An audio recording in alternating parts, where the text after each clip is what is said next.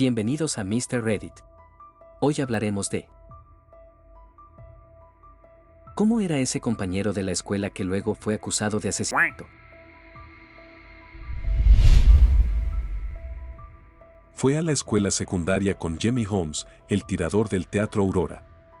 La misma promoción, el mismo círculo de amigos. Era el típico nerd como el resto de nosotros, en anime, videojuegos, Magic, The Gathering, durante el almuerzo en el aula del profesor de cálculo. Era un poco excéntrico, pero en aquel entonces todos estábamos tratando de encajar con otros bichos raros. Nunca supe de sus problemas de salud / enfermedad mental. Fue aleccionador verlo en las noticias. Al principio no me di cuenta de que era él, parecía una persona completamente diferente. Y no solo físicamente. Sus ojos eran la parte más llamativa. Casi se podía ver la manía. Antes no se veían así.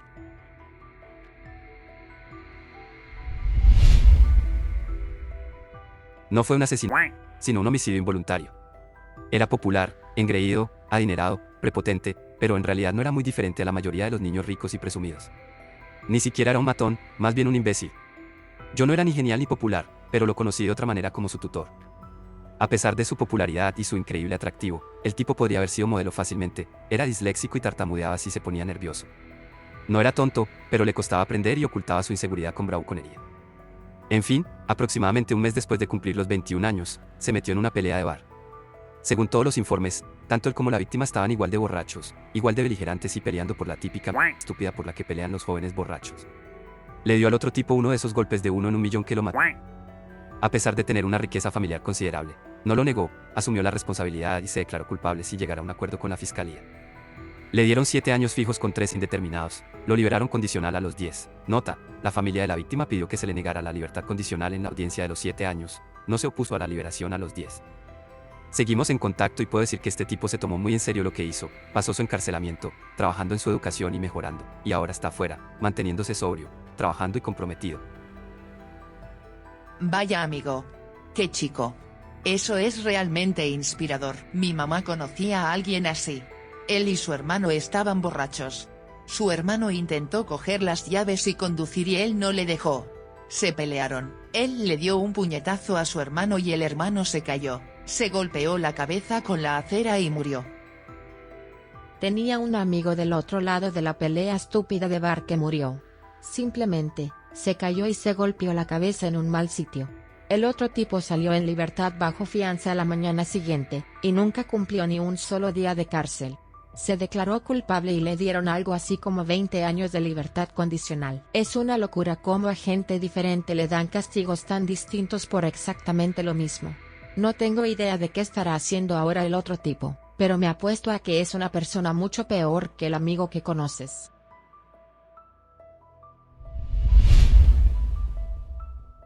Ella fue mi matona de infancia y siempre pensé que era una psicópata. Terminó convenciendo a su novio, compañero de aventuras, de matar a su marido, padre de sus hijos, mientras él estaba de permiso, ejército. Condenado por conspiración para cometer asesinato. En un caso que conozco, la esposa era extremadamente buena manipulando. Ella le dijo a su amante que estaba embarazada de gemelos que eran suyos. Luego que su marido la golpeaba, y que a consecuencia de ello había abortado, ella le envió fotos de ultrasonido falsas, fingió un embarazo en un videochat, era una relación de larga distancia, se maquilló para que pareciera que la había golpeado brutalmente, etc. Cuando ella lo dejó después de que él desvivió a su marido por ella. Tanto por ira por haber desvivido a sus posibles hijos, como por golpear a la mujer que amaba, el hombre finalmente terminó quitándose la vida. Algunas personas son realmente buenas manipulando a alguien que de otro modo nunca asesinaría.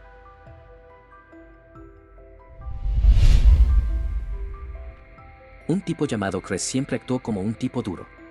No era nada divertido estar cerca, solo un idiota en todo momento.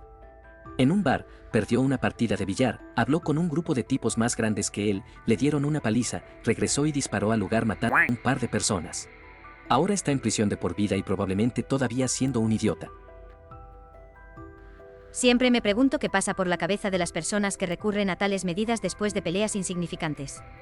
Ir a prisión por el resto de su vida por un insulto en un bar. No sé si creen que pueden salirse con la suya, o si ni siquiera consideran las consecuencias porque están impulsados por el impulso puro y no tienen habilidades de planificación a largo plazo.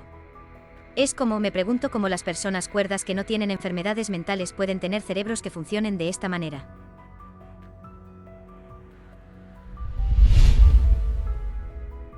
Un tipo un tanto extraño pero muy callado y de voz suave.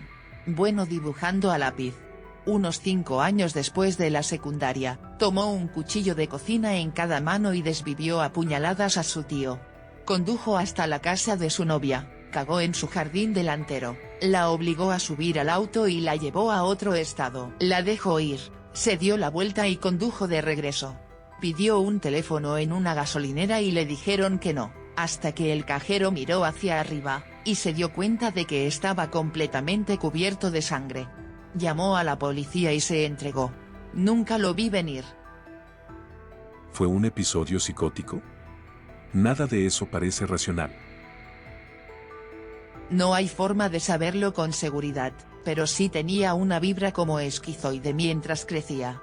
Se manifestaba más en síntomas negativos, pero supongo que los primeros años de la veintena son el momento ideal para tu primer episodio psicótico.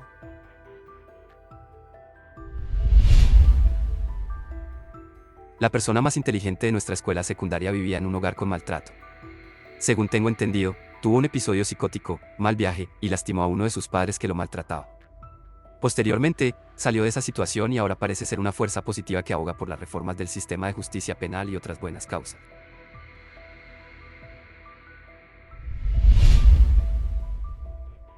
Fui a una escuela especializada en el sur de Florida que estaba en un barrio bastante complicado.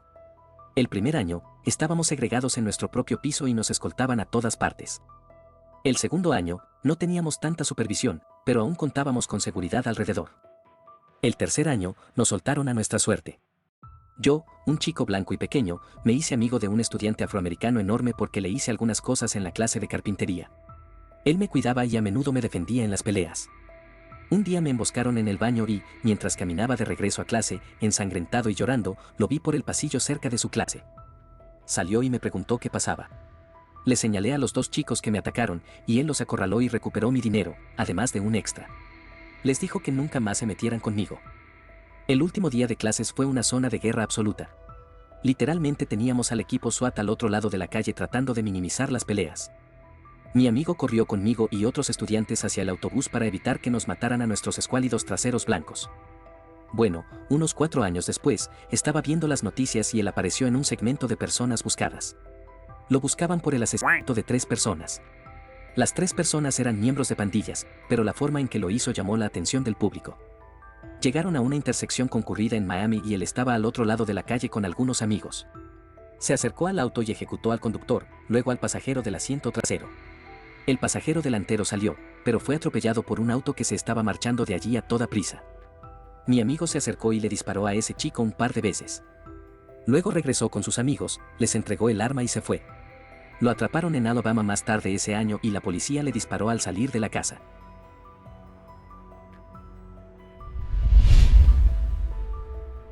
Cuando yo era estudiante de profesorado, había un niño tranquilo y modesto en mi clase. Un poco socialmente incómodo, con notas mediocres, simplemente parecía un poco perdido. Terminó convirtiéndose al Islam y fue asesinado en Siria después de unirse a una organización extremista.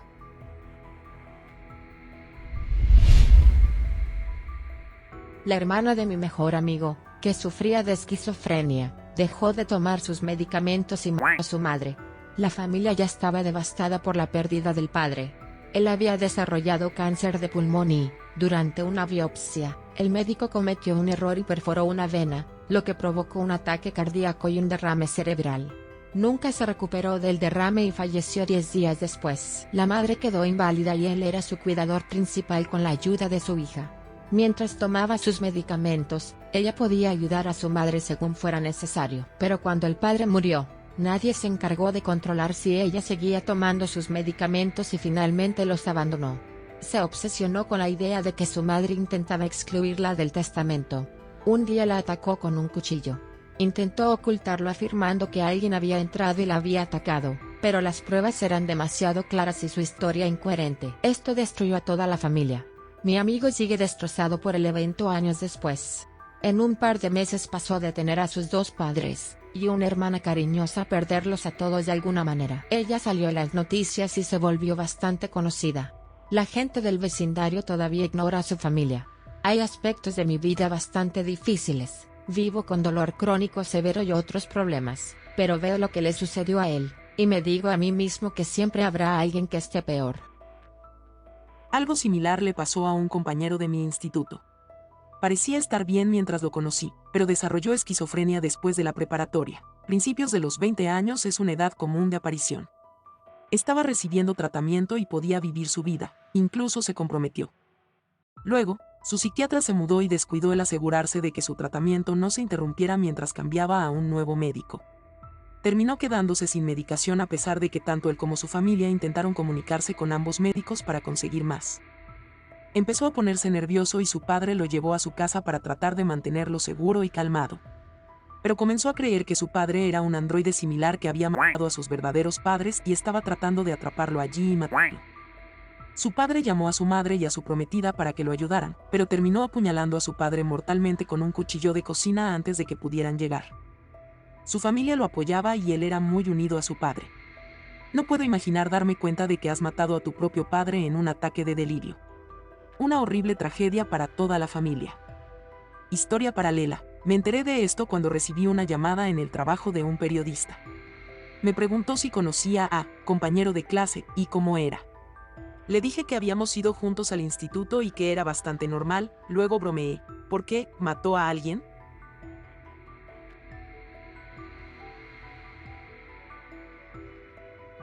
Amigos de YouTube, hemos llegado al final de este viaje por los pasillos de la memoria, donde hemos recordado a aquellos compañeros de clase que, por desgracia, tomaron un camino oscuro. Es importante recordar que cada persona es un mundo y que las apariencias pueden engañar. Gracias por acompañarme en este recorrido. Espero que hayan encontrado estas historias tan impactantes. Hasta la próxima.